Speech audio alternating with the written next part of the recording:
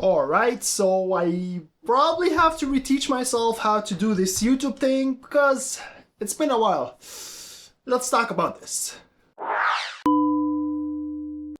What's up guys and welcome back to Ginger TV. I missed you. I don't know if you missed me, but I missed you. It's been a while. I took some time off and yeah, but it's a new year, you know what they say. New year, new me. No, that ain't it. That ain't it. But yeah, it's a new year and I'm ready to get back on YouTube full strength. But before we dive into today's topic, let me explain to you where I've been. So, what happened? Where I've been? What I've been doing? So, to put it short, I was finishing school basically. So I was almost done my degree and I had like maybe a small semester left. So I took a 9-month YouTube hiatus and I was like, you know what? Let me finish my degree. Then I'll jump right back into YouTube and take it 100% and dive into it 100%. And that's exactly what happened. But the good news about this is I am now a university graduate. I don't know if all of you know, but I am now I have an engineering degree. Let's go. Let's go. Let's go. So speaking about engineering, let's talk about this. Is it actually worth it? Is it worth the degree? Is it worth the 4 years? So I've been through it and I can give you my honest opinion. So yeah, let's talk about this. Alright, so I'm going to divide this in a couple small sections so it's easier for you to follow. And you can follow the timestamps actually in the description down below. But let's start with the length of the program. And usually the program is 4 years, depending on university. My university is 4 years.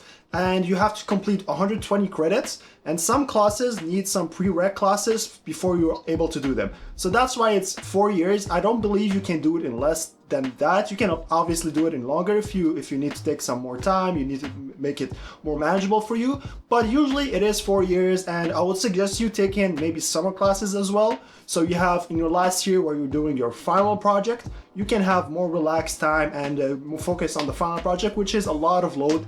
So yeah, the length of it is 4 years, so it's longer than the usual programs. I know in business, most of the programs are 3 years. Also in the School of Arts, it's also 3 years. But yeah, engineering is 4 years. Before we go to the next point, if you just could help me just a tiny bit, go ahead and smash the like button down below and subscribe if you enjoy tech content, engineering school content.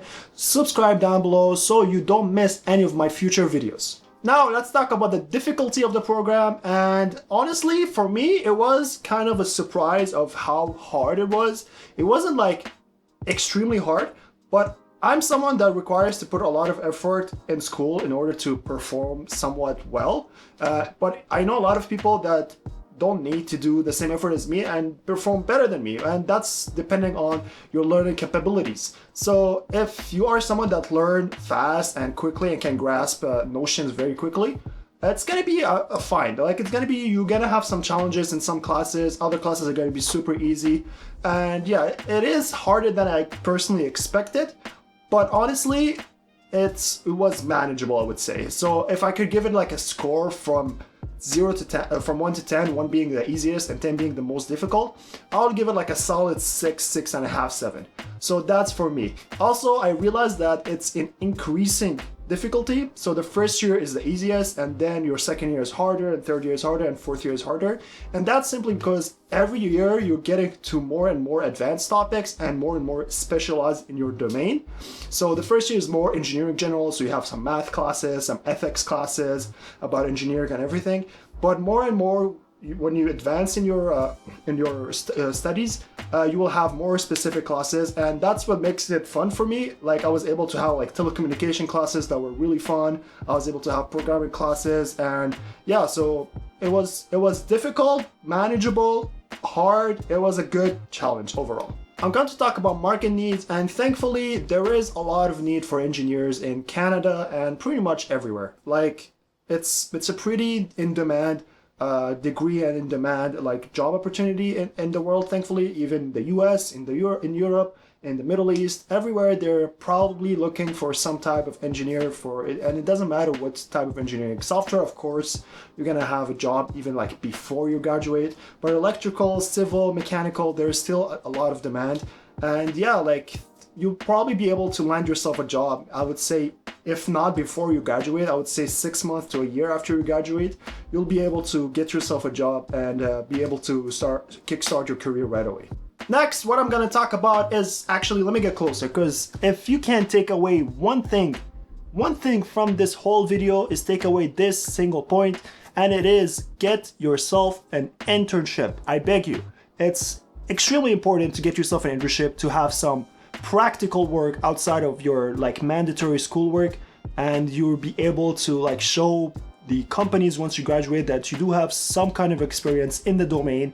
And also it honestly helps the learning process, because you'll be able to make connections between like what you've learned in school and what you are doing at the job site. Actually, I think some universities and some engineering school require you to get yourself at least one internship throughout your studies. So in able to graduate, you will need to get yourself an internship. So that's like almost mandatory, which is extremely helpful. And most internships are paid, so it's kind of a win-win for you.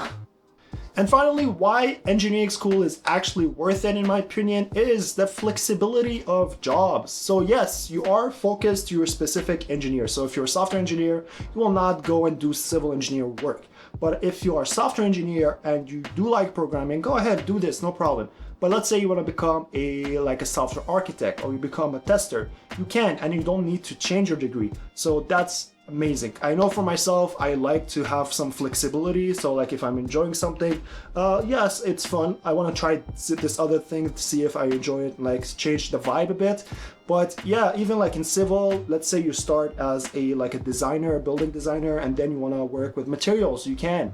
So there's a lot of flexibility, and you can go up the ranks and become a manager, because we did take some management classes, we took some like ethics classes, we took some environment classes.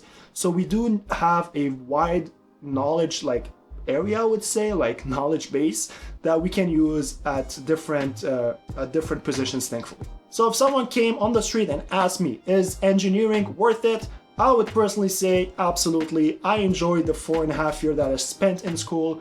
I did meet a lot of new people. I made a lot of great friends, and the classes were kind of interesting. Some classes I was sleeping in the back, but some of them were really interesting and kind of picked on my curiosity. So yeah, absolutely. If you have the opportunity to go to engineering school, I would absolutely tell you to do so. I know some of you might comment down below, I can go and get myself a boot camp for 13 months and pay $7,000 less and still be able to get a software developer job. Absolutely, you can do this, and you will probably do great in your career and get yourself a well-paying job. But I would say this is an exception, because it's mostly it's a quick boot camp and doesn't really give you all the necessary qualification what that engineer has. So we do have some environmental impact classes, impact on society classes, we have some statistic classes, we have some math classes, we do go a bit of a deeper level than just programming. So the bootcamp will not offer you management classes, they will not offer you think outside of the box, away from software engineering. They will tell you think as a whole society, how you can improve it with your skills. So, and also these bootcamp are only for programming, but a civil engineer or someone that's interested in civil engineering or electrical or mechanical, they can go and get one of those bootcamps, because you kind of need this certificate to say you are someone qualified to get yourself to do a job of a civil, mechanical, electrical engineer. Alright guys, so that's it for this video. I hope you enjoyed it, and I hope it was helpful for you to make your decision either to go into engineering school if you were thinking about it or not. For me, I know it was a really enjoyable experience, and I would suggest it to anybody. Don't forget to subscribe down below so you don't miss any of my future videos. This is Ginger TV, and I'll see you guys in the next one. Peace.